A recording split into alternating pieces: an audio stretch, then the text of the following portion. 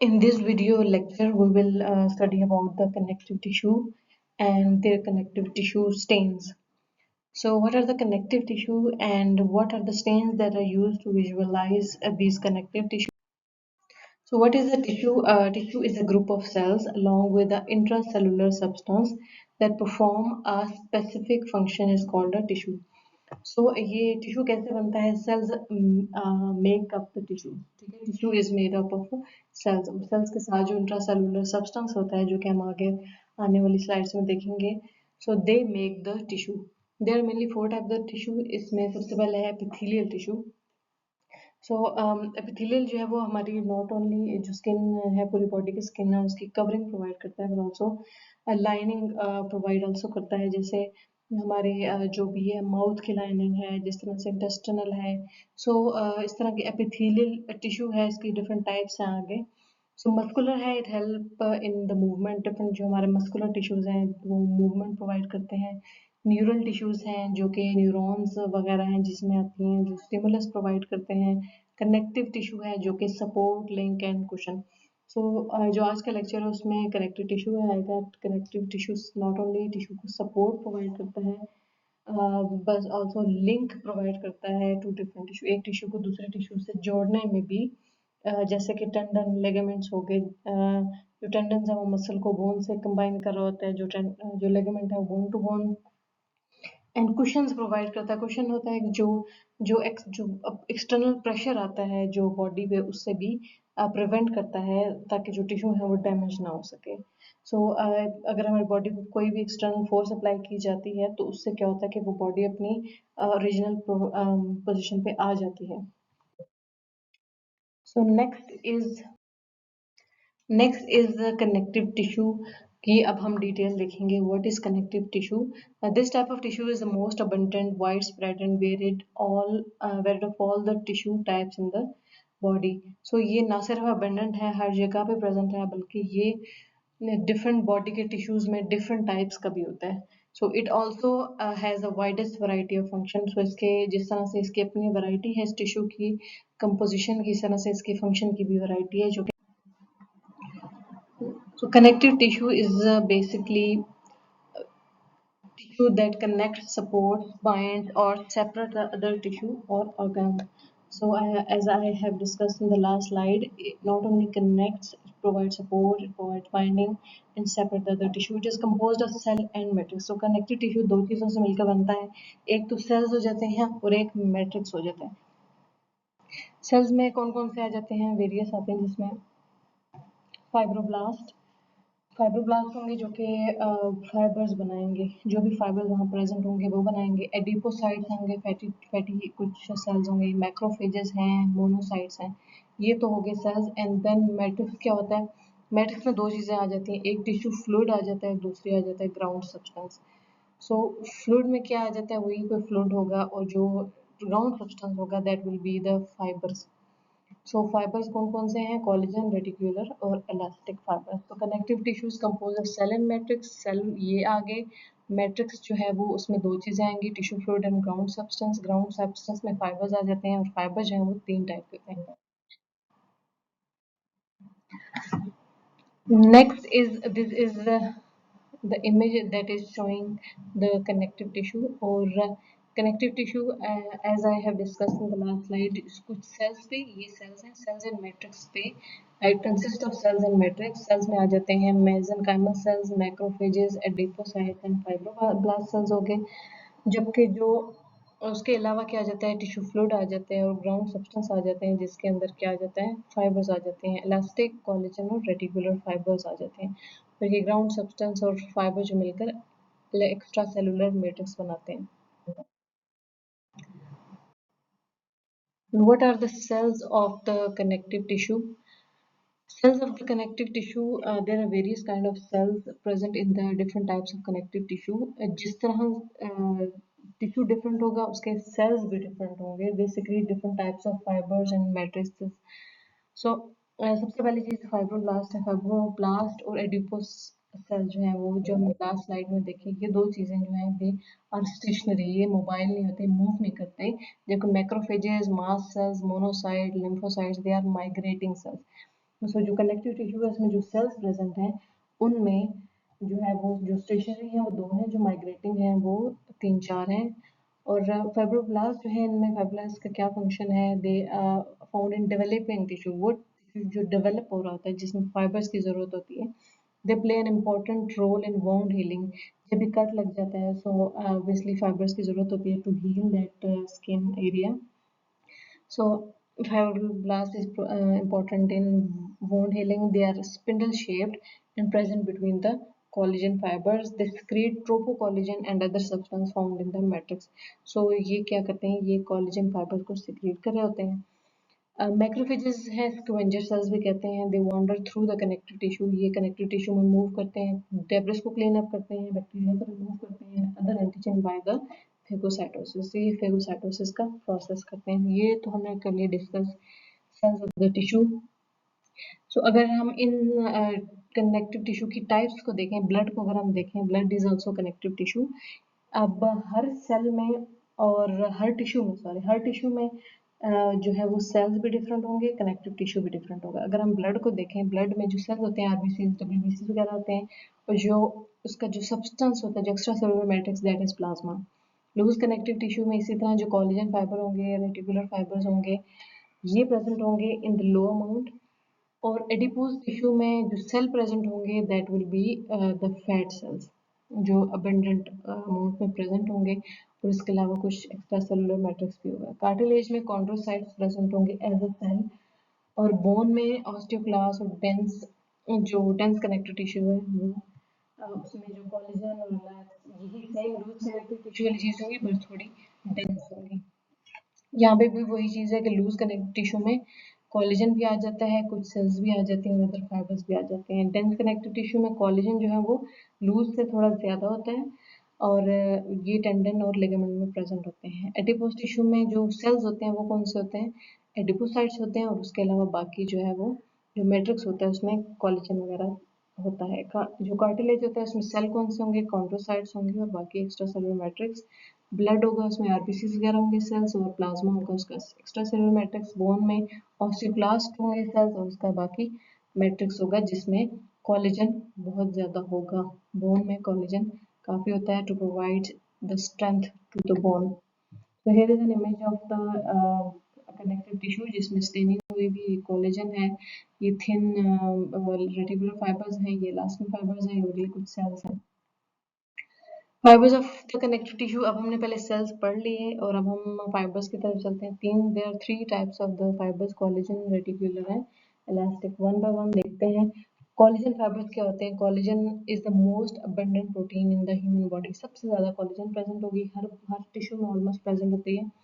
In some tissue, collagen formed as a gel that served to strengthen the structure, as in the extracellular matrix of the eyes and tendons. जो eyes हैं ये tendons हैं, इनमें जो tendon होता है bone और muscle को जोड़ रहा होता है। सो इसमें जो है कोलेजन जो है जेल प्रेजेंट होता है जो कि स्ट्रेंथ प्रोवाइड करता है स्ट्रक्चर को। कोलेजन इन बोन अगर resist mechanical share from any direction. So collagen जो बोन में वो काफ़ी ज़्यादा अमाउंट में प्रेजेंट होता है ताकि कोई भी मैकेनिकल फोर्स उस पर अप्लाई हो तो उसको वो रेजिस्ट कर सके। सो एज वी नो कि हम कोई भी चीज़, कोई भी हैवी चीज़ कोई उठाते हैं सो दैट उसको फोर्स को बियर कर सके। Collagen is formed from 3 polypeptide called the alpha chain. ये कोलेजन किस चीज़ से मिलकर बनता है? 3 चेन्स होती हैं जो कि अल्फा चेन होती हैं, तीनों रैप अराउंड ईच अदर और ट्रिपल हेलिक्स बनाती हैं, उससे फिर बनता है collagen. The 3 polypeptide chain are held together by hydrogen bond. So this is a precursor that is alpha chain. 3 होंगी alpha chain, they will make a procollagen. 3 इस तरह की 3 प्रिकर्सर अल्फा चेन मिलकर प्रो कोलेजन बनाएंगे। Procollagen, और जो उसके ends जो होंगे वो लूज होंगे। अब इस प्रो कोलेजन को कोलेजन मॉलिक्यूल में कन्वर्ट करना होता है प्रो कोलेजन पेप्टाइडेज को। प्रो कोलेजन पेप्टाइडेज क्या करता है कि जो लूज एंड एंड को ब्रेक करके इसको कोलेजन मॉलिक्यूल में बनाता है। अब ये कोलेजन मॉलिक्यूल बन चुका है, अब ये कोलेजन मॉलिक्यूल जो है क्रॉस लिंकिंग करेगा, जो है उसके बाद क्रॉस लिंकिंग करके ये फिब्रिल बनाएगा। ये फिब्रिल जो है मजीद असेंबल होकर कोलेजन फाइबर बनाएंगे। So starting from the one precursor we have make the collagen fibre. One से 3 बनेंगे, 3 से फिर मॉलिक्यूल बनेगा, then fibril and then fibre. अब स्टेनिंग कौन सी यूज होती है for the collagen fibre? Staining में आ जाता है वान गिजोन स्टेन। ये जो कोलेजन है उसको रेड कलर देता है और जो मसल है उसको येलो कलर देता है और जो न्यूक्लियाई जो है वो उनको ब्लू कलर प्रोवाइड करता है। Masson trichrome stain as the name indicates, इसमें 3 किस्म के कोई स्टेन होंगे जो 3 डिफरेंट स्ट्रक्चर को स्टेन कर रहे होते हैं। न्यूक्लियाई इसमें ब्लू ब्लैक नजर आ रहा होता है, कोलेजन जो है वो ब्लू ग्रीन नजर आ रहा होता है और मसल जो है वो रेड नजर आ रहा होता है। इसमें कोलेजन ग्रीन है और इसमें कोलेजन जो है वो रेड था। अब next we will move towards the elastin. Elastin, as the name indicates, it provides the stretch to the body, it provides the elasticity. ऐसे structure जिनको elasticity की जरूरत होती है, जैसे blood vessels हैं जिन्होंने expand करना होता है, lungs वगैरह हैं जिन्होंने expand करना होता है, तो ऐसी चीजें उनमें elastic fiber जो है वो ज्यादा वहाँ पर present होता है।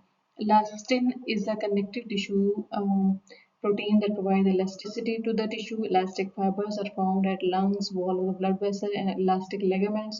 Elastic fibers form a network and can be stretched like a rubber band. So ऐसे ये fibers इस तरह से होते हैं जैसे rubber band को stretch किया जाए वापस अपनी position पे आ जाते हैं. They are made up of the elastin protein.